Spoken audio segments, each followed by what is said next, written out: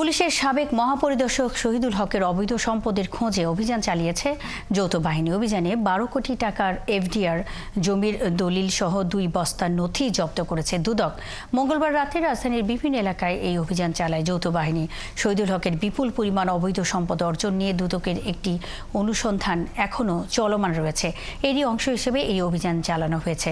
শহীদুল হক তার বেশ কয়েকজন আত্মীয়ের বাসায় গোপন নথিপত্র রেখেছেন। এই তথ্য পেয়েই যৌথ বাহিনী অভিযানে নামে। পরে এক আত্মীয়ের বাসা থেকে বিপুল মূল্যের সম্পদের দলিল, বিভিন্ন গোপনীয় চুক্তিপত্র সহ ব্যাংক হিসাবের তথ্য সহ আরও কিছু আলামত জব্দ করা হয়। এদিকে আওয়ামী লীগের সাবেক সংসদ সদস্য মির্জা আজমের বাসায়ও অভিযান চালিয়েছে যৌথ বাহিনী, তবে সেরকম কোনো নমুনা পাওয়া যায়নি। এছাড়া অভিযানে কাউকে গ্রেপ্তারও করা হয়নি।